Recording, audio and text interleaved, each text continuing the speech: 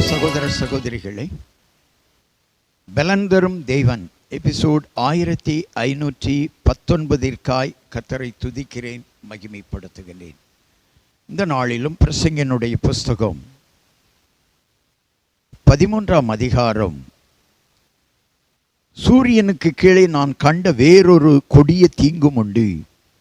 அதாவது ஐஸ்வர்யமானது அதை உடையவர்களுக்கே கேடு உண்டாகும்படி சேகரித்து வைக்கப்படுகிறது.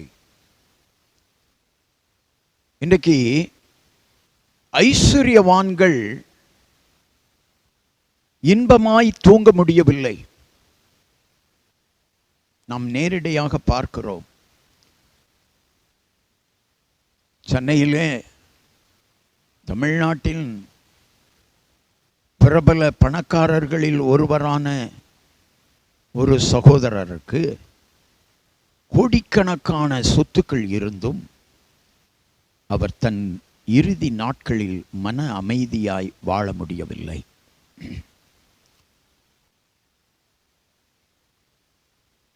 காரணம் என்ன? ஐஸ்வர்யமானது அதை உண்டாக்கினவர்களுக்கு பயன்படாமல் சில வேளைகளிலே போய்விடும். ஒரு மனிதன் ஐஸ்வர்யத்தை கர்த்தருக்கு பயந்து சம்பாதித்தால் மாத்திரம்தான் அந்த ஐஸ்வர்யம் அவனுக்கு பயன்படும். கர்த்தருக்கு பயந்து நடக்கிறவர்களின் கைகளின் பிரயாசம்தான் ஆசீர்வதிக்கப்படும். கர்த்தருக்கு பயந்து தொழில் செய்யுங்கள். கர்த்தரை நம்பி தொழில் செய்யுங்கள். கர்த்தரோடு இணைந்து தொழில் செய்யுங்கள். அதன் மூலம் வருகிற வருமானம், ஐஸ்வர்யம் உங்களுக்கு பிரயோஜனமாய் இருக்கும்.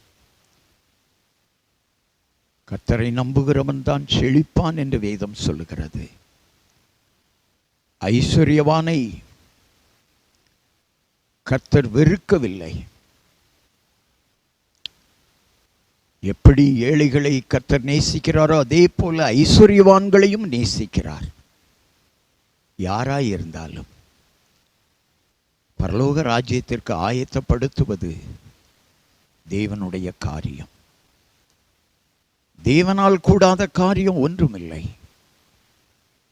ஐஸ்வர்யவான்கள், தொழிலதிபர்கள், கர்த்தருக்கு பயந்து நடந்து ஜெபத்தோடு உங்கள் தொழிலை செய்யுங்கள். கர்த்தர் உங்களை ஆசீர்வதிப்பார்.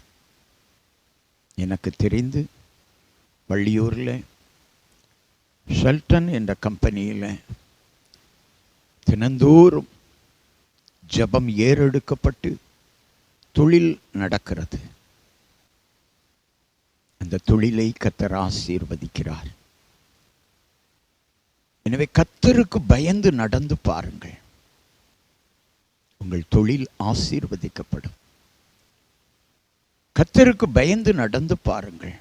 உங்கள் சரீரம் பாதுகாக்கப்படும்.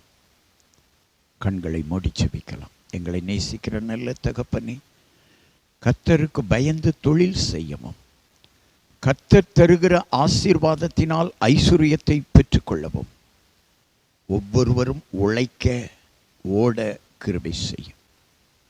உண்மையுள்ள மனிதன்தான் பரிபூரண ஆசீர்வாதங்களை பெறுவான் என்று வேதம் சொல்லுகிறது. கர்த்தருக்கு பயந்து உண்மையாய் உழைக்கவும் வேலை செய்யவும் கிருபை பாராட்டும். கர்த்தருக்கு பயந்து நடக்கிறவர்களின் தொழில்கள், வேலைகள், வியாபாரங்கள் ஆசீர்வதிக்கப்படட்டும். கடைகள், ஹோட்டல்கள் ஆசீர்வதிக்கப்படட்டும். ஒவ்வொருவரையும் நினைத்தருளும்.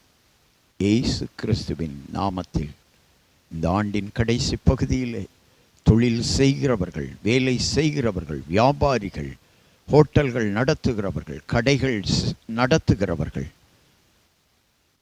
பெரிய பெரிய கான்ட்ராக்டர்கள், என்ஜினியர்கள் ஆசீர்வதிக்கப்படும்படியாய் ஜெபிக்கிறேன்.